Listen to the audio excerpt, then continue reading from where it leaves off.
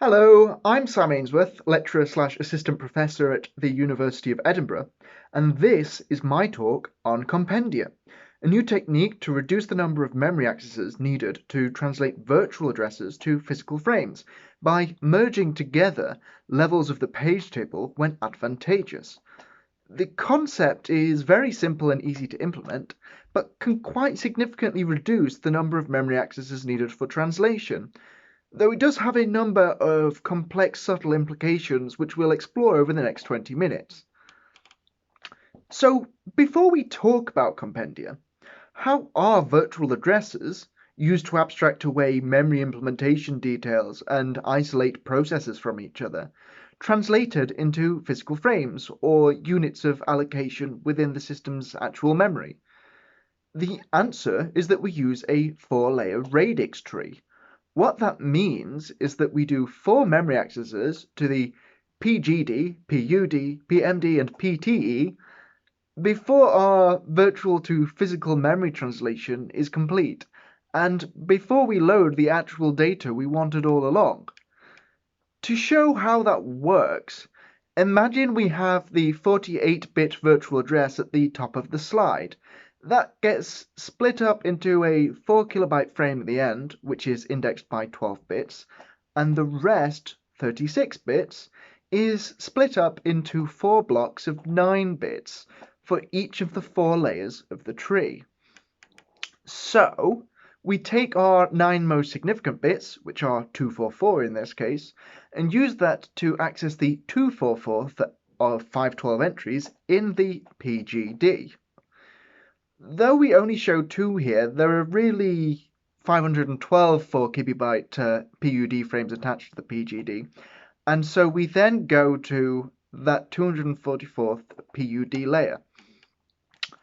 From the base of the 244th PUD, we then access the 17th entry, or the next 9 bits of the address, which gives us the base of the relevant PMD, or page middle directory.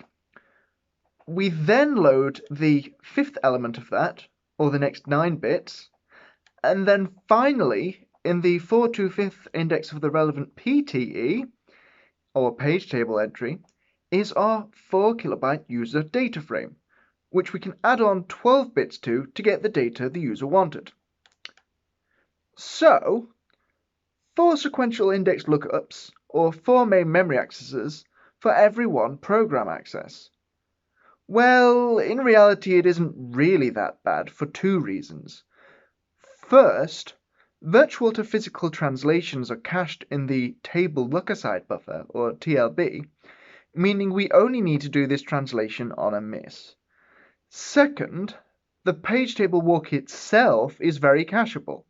A single cached PMD entry allows us to access 2 megabytes of translated user data in a single memory access, which no structure could beat. A single cached PUD entry, the layer above that, allows us to access 1 gigabyte in 2 memory accesses. That means that for many workloads, conventional radix trees perform exceptionally well, and so it's difficult to do better in many cases.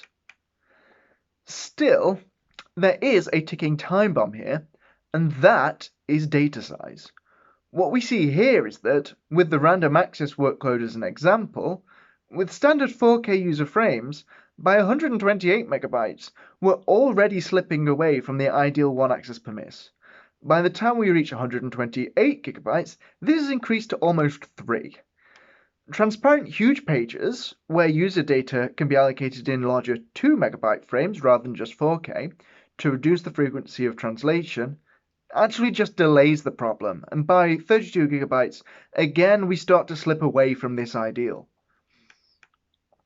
This has real performance effects. If we look at the relative slowdown in application throughput with larger data sizes, then because the vast majority of application time is spent waiting for TLB misses, then performance takes a severe hit, even ultimately with huge pages enabled.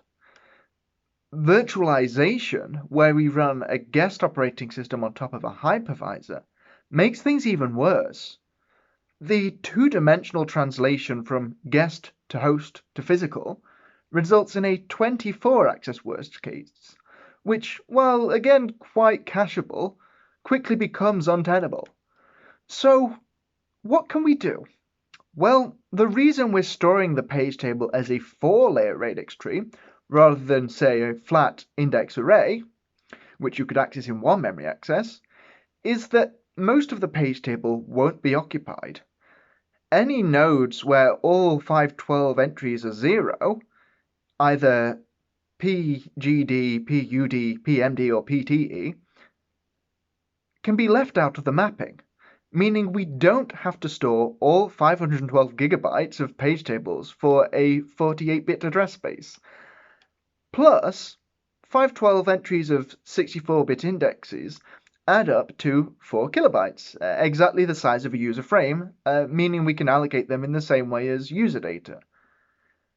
However, this system was designed when memory was a very constrained resource, and most of the lookups were cacheable, neither of which is now true.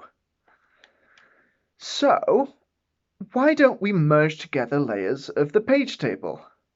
Rather than having 512 different PUDs, each containing 512 entries, and indexed by 512 entries of the PGD, we can instead store one flat block of 512 times 512 entries, which we can access in just one memory access. Conveniently, that fits exactly in a 2 megabyte huge page frame, currently permitted in most operating systems for allocation of user data in transparent huge pages. To make clear what we mean here, let's go back to our example. Rather than traveling through 4K layers, if a layer is relatively full and so gains very little from being 2 sparsely occupied layers, we can merge it into one. So we now look up our first 18 bits, or concatenate 244 to 17, and use that to index into our combined PGD/PUD layer. In our example here, some PMDs are not densely occupied, and so are left as 4K nodes, but the one we're indexing is a merged PMD/PTE layer, where we concatenate 5 and 425 to translate 18 bits in one go again. That means our translation can be done in just 2 accesses instead of 4. Still, I've said that we can merge 2 layers into one, but we have 4 layers. Again, hiding the exponential growth of 512 times more entries at each layer, we see here that we could merge the PGD with 512 PUDs, a PUD with 512 PMDs, or a PMD with 512 PTEs. A PGD-PUD merge could occur simultaneously with any number of PMD-PTE merges, but the same is not true for a PUD-PMD merge without some overlapping. So which is best? In this example, we merge the PMD and PTE at the top, but the bottom PMD and its 512 children aren't densely occupied, and so are left as 4K frames. That means the worst case is still 4 accesses. Here, we assume that the PUD shared by both is densely occupied, and so we merge the PUD and PMD, meaning both paths have a worst case of 3, which is lower. However, in reality, we'll often expect the PGD and PUD entries we need to access to be cached, and so the only main memory accesses will be to the PMD and PTE. By merging these, we will not be reducing 4 accesses to 3, rather we'll be reducing 2 to 1, as the first 2 will be cached. Therefore, this arrangement may be worse for some memory accesses than the first example. So in reality, to get the best of both worlds, we need some overlap in our structures. That gets both good behavior in the presence of caches and reduces worst-case access times. However, it does add some complexity in terms of redundancy. To see what I mean by that, take a look at our old example. We access our first 9 bits again by looking up 244 in the PGD. We then look up 17 concatenated with 5, or 18 bits of the address, in the combined PUD/PMD, but because there is overlap in the structure, when we then look up in the overlapped PMD/PTE, we reuse the 9 bits from the PMD layer, or index 5 above, and concatenate that again with 425 to access the PMD/PTE layer. So we index using the same bits twice, but we still only have 3 memory accesses total down any path, and we can still translate any memory location within the 1 GB region covered by the top PMD/PTE entry with just a single memory access, provided the base of the PMD/PTE is cached. So what does that mean for Compendia in terms of changes to the page table structures and the hardware walker that needs to interpret them? Actually, very little. We just had 2 new bits into the currently ignored region of each entry. H, or huge, to indicate that the next page frame is 2 megabytes big, and so we should use 18 bits to index it, and O, the overlap bit, to indicate that we should reuse the last 9 bits, as well as the next 9, to index the next merged Compendia frame as it overlapped with the previous one. The hardware then just needs to be altered to interpret these bits and to be able to index with 18 bits at a time instead of 9 when appropriate. But do we really need that overlap bit? A different system could just have the H bit to indicate that the next frame is 2 megabytes. If we have overlap, then we could not explicitly represent that and instead just treat the PMD/PTE layer in this diagram as being 512 separate PTE frames that just happen to be next to each other in memory. That would mean that we'd have 512 different offsets into that structure within a single 512 element region of the merged PUD/PMD, equivalent to a single PMD's worth of translations in a non-compendia system. But what we actually do is have that offset bit and instead have all 512 of those PMD entries within the PUD/PMD merge all point to the base of the PMD/PTE. And so we reuse the previous 9 index bits to choose the right PTE equivalent region within that merged PMD/PTE compendia frame as I described a few moments ago. Why? For cacheability. By doing this, we place the address of the base of the PMD/PTE compendia frame, or equivalently, the entry we would have loaded from the PUD, into the cache. To see what I mean, suppose we have the following access. By overlapping in our indexing, we index from the base of the PMD/PTE, and so store the address of the base of 244 and 17 concatenated into our cache. A memory access that shares the PGD and PUD index, but has different PMD and PTE values, will still only need 1 memory access thanks to that caching. Indeed, the next access to any address within the 1 GB region covered by that PMD/PTE merge frame, rather than just the 2 megabytes covered by just a PTE frame, will now be accessible in just a single memory access. So being explicit about the merging and overlapping of merged compendia frames gives us better behavior in terms of caching for future translations. Still, there is one remaining complexity around compendia and caching. Suppose we have full density down some but not all paths. We may therefore choose to densify the PGD and PUD, at least one of the PUD-PMD pairs down that path, and at least one PMD-PTE pair down that path.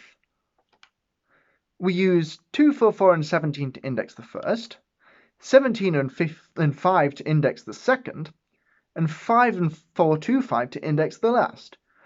What that means is that we've spent 3 memory accesses on translating 36 bits, all in blocks of 18 bits, which surely is possible in 2. By overlapping our compendia mergers, we've made the structure inefficient. Still, we can solve this relatively easily.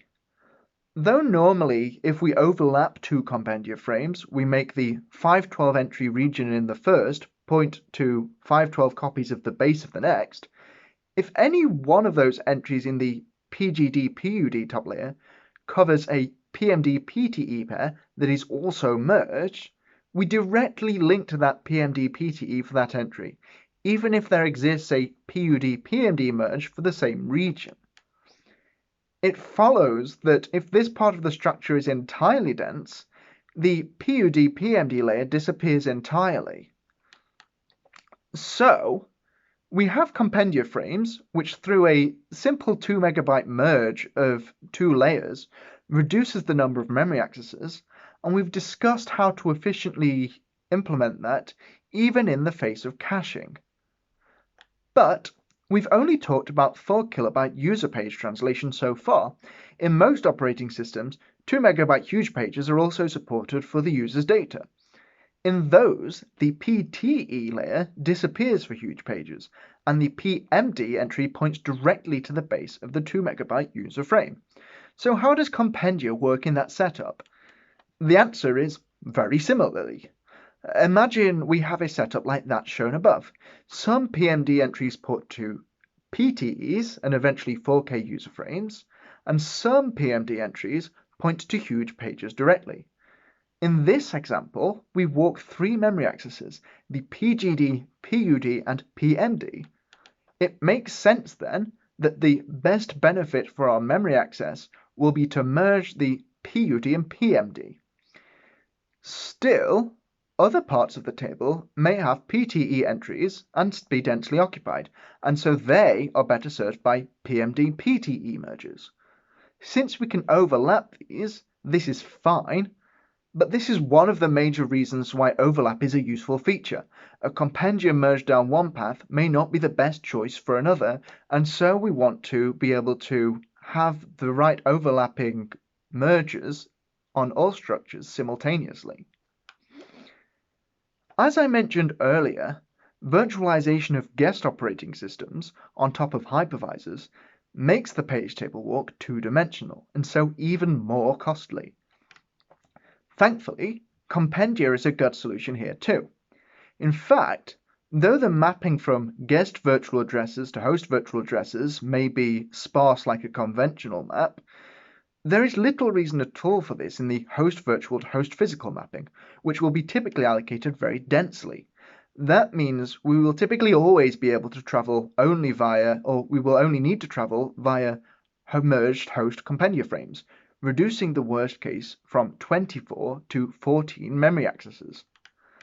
If the guest to host mapping is also very dense in the region we're accessing, because the page table is locally very full, we can also use Compendia frames within the guest, and so our worst case will drop to just 8, and typically much lower once caching is taken into account. Okay, so we've got through some of the more complex theory, so now it's time for the results. To measure the improvement in terms of memory accesses per page table walk / TLB miss without having hardware that literally implements this, we implemented a simulator on top of the Linux kernel based on BadgerTrap, which is a piece of software that traps on every TLB miss the system observes. What we found was that on a set of workloads from moderately to very translation intensive, we reduced the geomean memory accesses in translation from 1.4 to 1.01, very close to the ideal of just 1. The reason that the baseline isn't 4 memory accesses is because of the caching we talked about earlier.